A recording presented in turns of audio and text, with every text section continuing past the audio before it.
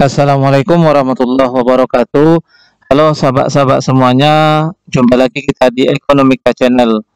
Pada video kali ini kita akan membahas materi ekonomi tentang elastisitas.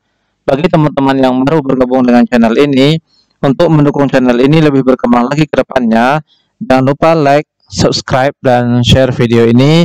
Mudah-mudahan video ini bermanfaat bagi kita semuanya.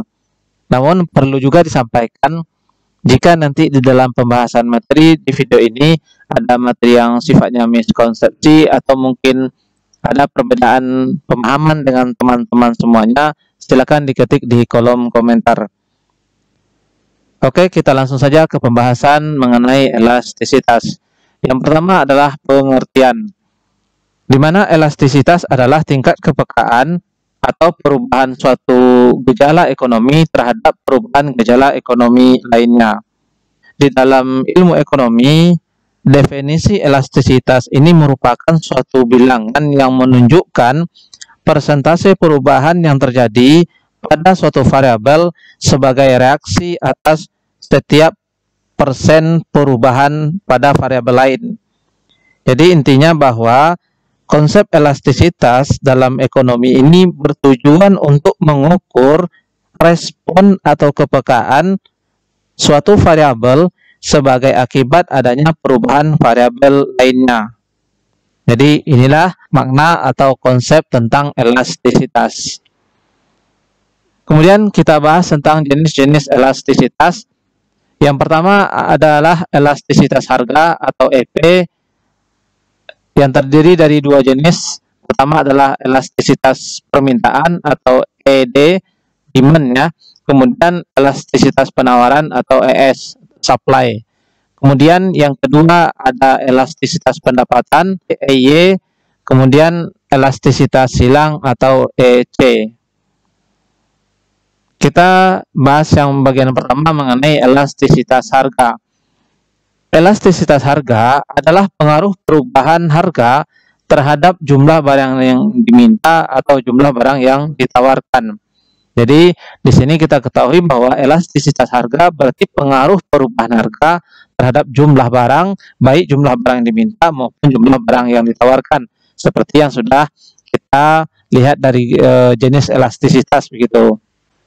Yang pertama, elastisitas permintaan ya, berarti pengaruh perubahan harga terhadap jumlah barang yang diminta. Itulah elastisitas permintaan. Kemudian elastisitas penawaran berarti pengaruh perubahan harga terhadap jumlah barang yang ditawarkan. Nah, pada video kali ini yang akan kita bahas hanya yang pertama ya, yaitu elastisitas permintaan saja. Untuk elastisitas penawaran, elastisitas pendapatan dengan elastisitas silang ini kita bahas pada video lainnya. Oke, kita langsung ke pembahasan elastisitas permintaan. Yang pertama yang kita bahas terlebih dahulu adalah koefisien elastisitas. Di mana koefisien elastisitas harga ini menunjukkan seberapa persen perubahan jumlah barang berubah ya sebagai akibat adanya perubahan dari harga barang sebanyak 1%. Kemudian rumus yang dipakai untuk menghitung elastisitas ini ada beberapa macam. Pertama, bila perubahan harga dan jumlah barang yang diminta sudah diketahui dalam bentuk persentase. Kemudian rumus koefisien elastisitas. Yang pertama, bila perubahan harga dan jumlah barang itu diketahui ya dalam bentuk persentase, maka rumus yang dipakai adalah E, di mana E sama dengan persentase delta Q dibagi persentase delta T. Kemudian bila diketahui P1, diketahui Q1, kemudian diketahui pula P2 dan Q2, maka rumus yang dipakai adalah E sama dengan delta Q per delta P kali P1 per Q1. Nah, penjelasannya, di mana delta Q ini merupakan perubahan jumlah barang. Kemudian delta P adalah perubahan harga barang. Kemudian P1 harga barang awal, P2 merupakan harga barang akhir. Kemudian Q1 nilai merupakan jumlah barang awal dan Q2 itu merupakan jumlah barang akhir. Kemudian yang ketiga, bila diketahui fungsi permintaan itu dalam bentuk Q. Q sama dengan, maka rumus yang dipakai adalah E sama dengan Q aksen kali P per Q. Kemudian kalau seandainya yang diketahui fungsinya dalam bentuk P, maka rumusnya adalah 1 per P aksen kali P per Q. Nah, penjelasannya, di mana Q aksen ini merupakan turunan pertama dari fungsi Q. Kemudian P aksen ini merupakan turunan pertama dari fungsi P. Dan P1 adalah harga barang awal, kemudian Q1 adalah harga jumlah barang awalnya gitu. Kemudian elastisitas permintaan, ya, kita masuk ke dalam materi tentang elastisitas permintaan. Elastisitas permintaan terhadap harga, ya, ini merupakan respon atau kepekaan perubahan jumlah barang yang diminta secara relatif terhadap perubahan harga barang. Artinya bahwa seperti yang sudah kita jelaskan di sebelum-sebelumnya, elastisitas permintaan ini merupakan pengaruh perubahan harga terhadap jumlah barang yang diminta, atau dengan kata lain, seberapa besar pengaruh perubahan jumlah barang yang diminta sebagai akibat adanya perubahan harga barang. Nah, jenis-jenis dari elastisitas permintaan atau klasifikasinya ini ada 5 macam. Yang pertama ada berbentuk elastis, di mana E yang kita dapatkan setelah kita masukkan ke dalam rumus, E-nya besar dari 1. Jika E besar dari 1, maka disebut elastis, di mana pada saat itu persentase delta Q-nya atau perubahan Q-nya itu lebih besar daripada perubahan P. Yang kedua elastis, di mana E-nya kecil dari 1. Kita pahami di sini ketika E kecil dari 1, berarti pada saat itu perubahan Q-nya itu lebih kecil daripada perubahan P. Kemudian yang ketiga elastis uniter. Untuk elastis uniter, nilai E sama dengan 1. Artinya persentase delta Q sama dengan persentase delta P. Artinya apa? Perubahan Q sama persis dengan perubahan P. Yang keempat ada elastis sempurna, di mana E-nya itu bernilai tidak hingga. Diketahui pada saat itu nilai P-nya itu adalah 0. Persentase nilai P-nya itu adalah 0. Artinya tidak ada perubahan di nilai P. Kemudian yang kelima, inelastis sempurna, di mana E sama dengan 0. Diketahui di situ bahwa persentase delta Q tidak mengalami perubahan alias 0. Jadi artinya apa? Delta Q-nya, Q1 dengan Q2 selisihnya itu 0. Maka didapatkan E-nya bernilai 0. Atau disebut juga inelastis sempurna. Jadi inilah yang akan kita bahas pada pertemuan ini. Jenis elastisitas permintaan kita akan bahas satu-satu. Yang pertama adalah permintaan elastis. Permintaan elastis, ya, atau permintaan disebut elastis jika persentase perubahan permintaan itu lebih besar daripada persentase perubahan harga. Artinya persentase delta Q-nya lebih besar daripada persentase delta P. Ini kita buat bentuk grafiknya. Kita bisa lihat ini perubahan Q yang sepanjang ini, kemudian perubahan P hanya sepanjang ini. Nah, kita bisa lihat dalam bentuk grafik, ya, atau kurvanya, di mana perubahan Q dari Q2 ke Q1 atau Q1 ke Q2 bisa dilihat ini perubahannya ada dari 7 ke 10 atau dari 10 ke 7. Ini dianggap misalnya 3 begitu, ya. Kemudian perubahan dari 6 ke 5 atau 5 ke 6 perubahannya cuma 1, ya, persentasenya begitu. Maka kurva yang kita dapatkan di sini permintaannya itu lebih landai sebagai akibat karena perubahan Q lebih besar daripada perubahan P. Jadi kata kuncinya bahwa pada permintaan yang elastis, kurva permintaannya cenderung landai. Kita contohkan dalam bentuk soal, di mana saat harga 5 jumlah yang diminta 10, harga 6 berarti harganya naik, ya, jumlah barang yang diminta turun dari 10 menjadi 7. Maka kita dapatkan di sini rumus yang kita pakai, ya, rumus yang kita pakai adalah rumus yang kedua, karena ada P1, ada Q1, ada P2, ada Q2. Nah, kita ketahui P1-nya nilai 5, P2-nya 6, Q1-nya 10, Q2-nya bernilai 7. Maka kita dapatkan nilai delta P-nya sebanyak 1, delta Q-nya sebanyak minus 3. Di mana didapatkan minus 3? Dari 7 dikurangi 10. Atau Q2 dikurangi Q1. Kemudian kita masukkan ke dalam rumus E sama dengan delta Q per delta P kali P1 per Q1. Di mana kita dapatkan nilai delta Q-nya adalah min 3, delta P-nya adalah 1, harga barang pertamanya adalah 5, jumlah barang pertamanya adalah 10. Di mana min 3 dibagi 1 kali 5 per 10. Didapatkan nilainya adalah min 1,5. Nah, kenapa di sini bernilai min? Kita ingat bahwa hukum permintaan bersifat negatif ya. Artinya apa? Jika harga barang naik, maka jumlah barang yang diminta akan turun dan sebaliknya.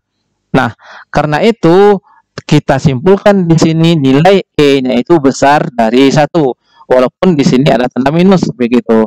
Minus ini bukan menandakan nilainya negatif, tapi menandakan ini adalah ED atau elastisitas permintaan. Nah, ketika E-nya besar dari 1, maka kita sebut elastis. Kita contohkan lagi soal yang kedua. Diketahui harga sepatu semuanya adalah sebesar 20.000, turun menjadi 15.000 rupiah. Penurunan harga menyebabkan permintaan sepatu naik dari 1.000 menjadi 4.000 unit. Tentukanlah elastisitas permintaannya. Nah, rumus yang kita pakai tetap rumus yang kedua ya. Diketahui P1 20.000, P2-nya 15.000, Q1-nya 1.000 dan Q2-nya 4.000 unit. Maka selisihnya delta P-nya adalah min 5.000 atau dari 15.000 dikurangi dengan 20.000 ya. Kemudian delta Q-nya 4.000 dikurangi 1.000, dapat delta Q-nya 3.000. Maka kita masukkan ke dalam rumus 3.000, delta Q-nya 3.000 dibagi min 5.000 delta P kali P1 nilainya 20.000 dibagi Q1 nilainya 1.000. Maka didapatkan di sini nilainya kita sederhanakan 3.000, 5.000 ini 3 per min 5 dikali 20.000 dibagi 1.000 dapat nilainya 20. Maka didapatkan nilai E-nya adalah min 12 atau 12. Maka nilainya E-nya besar dari 1, maka kita sebut elastis. Inilah soal yang berkaitan dengan permintaan yang bersifat elastis. Kita lanjutkan yang kedua, permintaan yang inelastis. Permintaan disebut inelastis jika perubahan permintaan lebih kecil ya. Jika perubahan jumlah barang yang diminta lebih kecil daripada perubahan harga. Atau persentase delta Q-nya lebih kecil daripada persentase delta P. Nah, ini bisa kita lihat perubahan Q-nya dari titik ini ke titik ini ya. Perubahan P-nya dari titik atas ke titik bawah. Jadi lebih besar perubahan P daripada perubahan Q begitu. Nah, kalau kita buat dalam bentuk kurva seperti ini, di mana perubahan Q-nya dianggap lebih kecil begitu ya. Jadi kurvanya lebih bersifat agak curam begitu. Kuncinya di sini bahwa pada permintaan yang inelastis, kurva permintaannya cenderung lebih curam atau lebih tajam begitu. Contoh soal yang pertama, ini rumus yang kita pakai ya. Di mana harga 5 jumlah barang yang diminta 10 unit, harga 6 jumlah barang yang diminta adalah 9 unit. Diketahui di sini bahwa P1-nya 5, P2-nya 6, Q1-nya 10 dan Q2-nya 9. Dari sini kita ketahui nilai delta P-nya adalah 1 dan delta Q-nya juga bernilai 1 atau minus 1. Nah, kita masukkan ke dalam rumus di mana delta Q adalah min 1 per delta P nilainya 1 kali harga barang yang pertama adalah sebanyak 5 unit per jumlah barang yang pertama 10 unit. Min 1 per 1 kali 5 per 10. Maka didapatkan nilainya adalah 0,5 atau min 0,5. karena nilainya min 0,5 maka dianggap E-nya itu kecil dari 1. Karena E kecil dari 1 maka disebut inelastis. Soal yang pertama. Soal yang kedua kita lihat, diketahui harga jeruk di suatu pasar naik dari 6.000 menjadi 9.000. Kenaikan harga tersebut menyebabkan permintaan terhadap jeruk turun dari 700 per kilo menjadi 600 per kilo. Maka besar elastisitas permintaannya adalah. Soal yang kedua. Diketahui harga jeruk di suatu pasar naik dari Rp6.000 menjadi Rp9.000. Kenaikan harga tersebut menyebabkan permintaan terhadap jeruk turun dari 700 per kilogram menjadi 600 per kilogram. Maka besar elastisitas permintaannya adalah. Nah, ini kita ketahui tetap rumus yang sama ya. E sama dengan delta Q per delta P kali P1 per Q1. Diketahui harga barang yang pertama, diketahui harga pertamanya adalah 6.000. Diketahui harga pertamanya adalah 6.000, kemudian harga keduanya 9.000, jumlah permintaan yang pertama itu 700 per kilo, kemudian Q2-nya atau jumlah barang keduanya adalah 600 per kilo. Nah, dari sini kita ketahui nilai delta P atau perubahan P-nya adalah 3.000, kemudian delta Q-nya adalah sebanyak minus 100 ya. Maka kita masukkan ke dalam rumus di mana delta Q min 100 per delta P 3.000 kali harga barang pertama 6.000 per jumlah barang yang pertama 700. Maka didapatkanlah sepertiga dikali 6 per 7. Maka didapatkan nilainya adalah min 2 per 7. Min 2 per 7 berarti nilai E-nya itu kecil dari 1. Nah, karena dia kecil dari 1, maka kita golongkan ke dalam inelastis.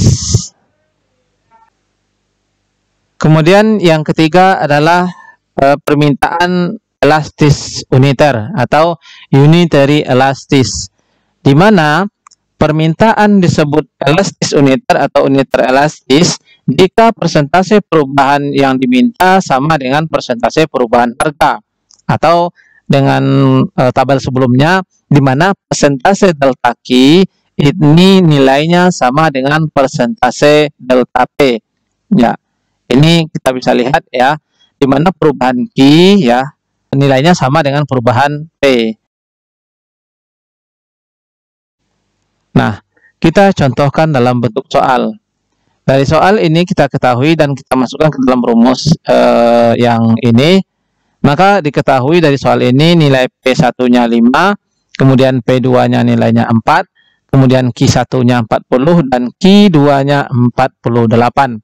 Nah, dari sini kita ketahui delta P-nya adalah minus 1, kemudian delta Q-nya adalah 8. Maka kalau kita masukkan ke dalam rumus, delta Q per delta P kali P1 per Q1, maka nilainya adalah 8 per min 1 kali 5 harga barang yang pertama per 40 jumlah barang yang pertama.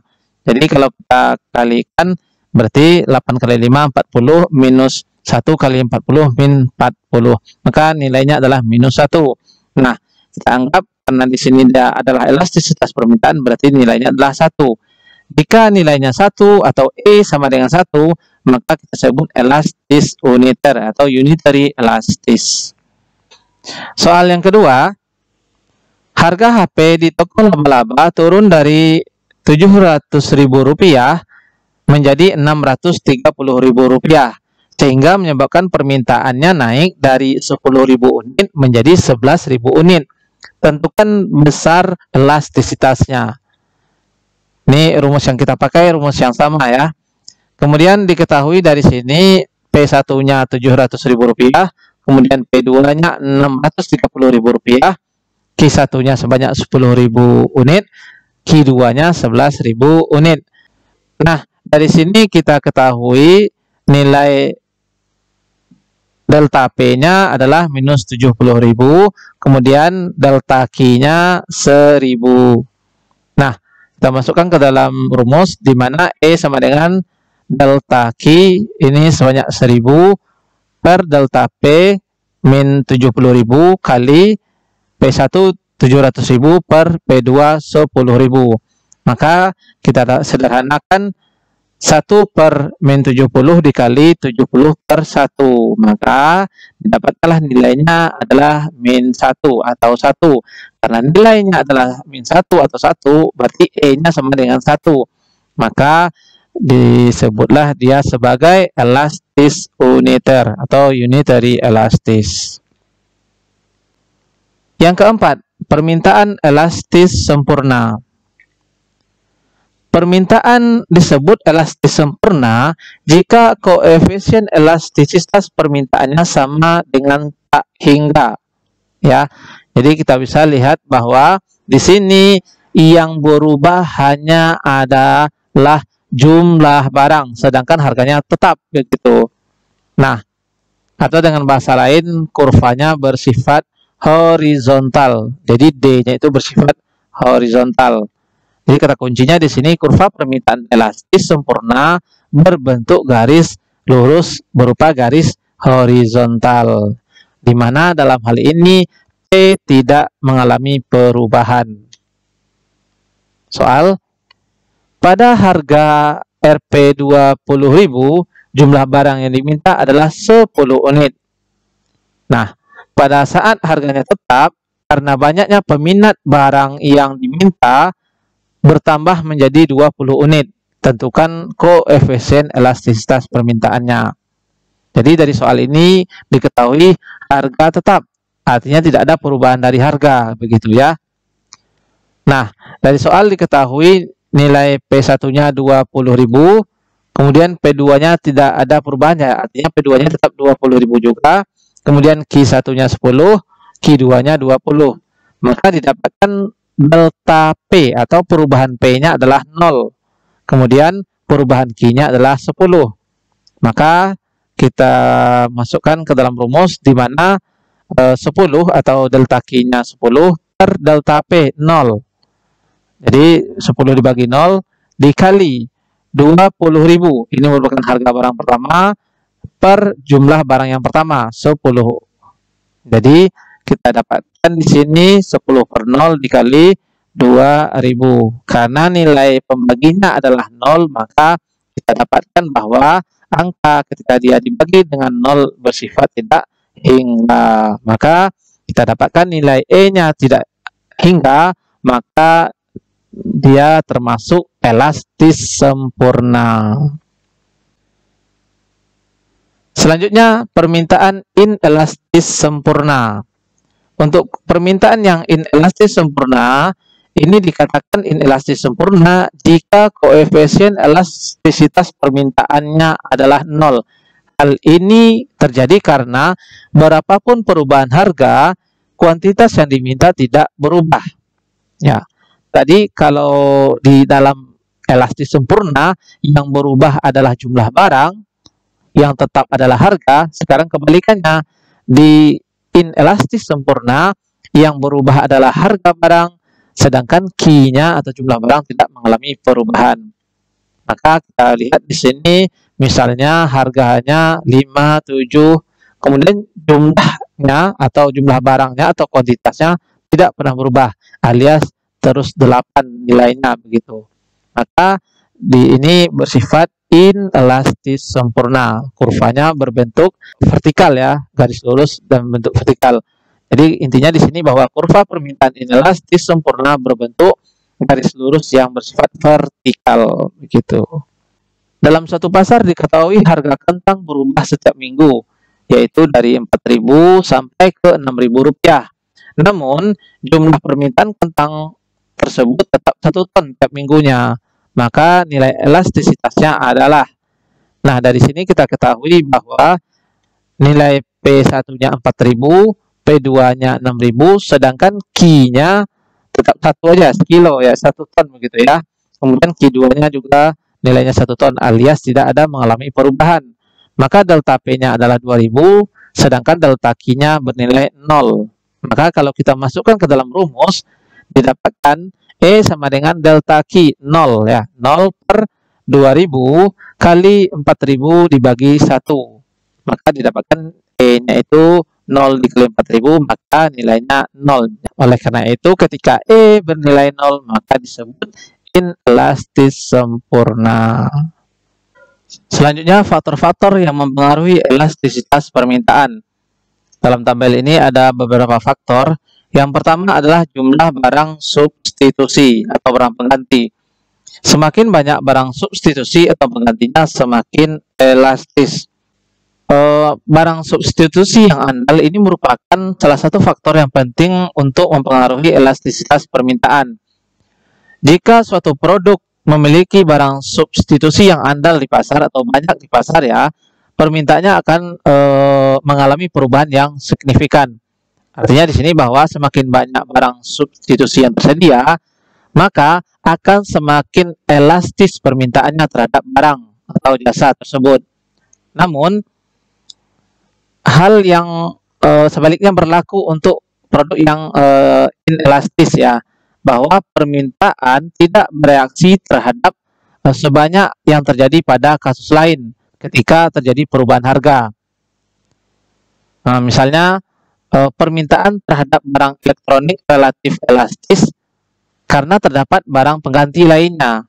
Sedangkan misalnya permintaan untuk kebutuhan BBM misalnya bensin atau mungkin pertalite ya, secara umum kurang elastis karena tidak terdapat barang pengganti yang tersedia untuk memenuhi kebutuhan konsumen.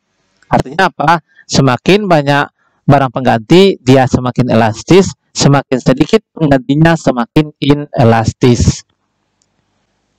Yang kedua, proporsi perubahan harga terhadap pendapatan, atau dengan bahasa lain, proporsi pendapatan yang dibelanjakan untuk membeli komoditas tersebut. Nah, salah satu faktor yang memang penting dalam mempengaruhi elastisitas harga adalah proporsi pendapatan konsumen yang dibelanjakan untuk suatu barang.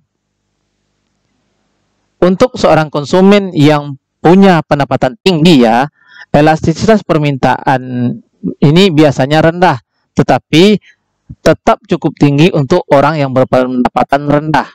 Kenapa demikian?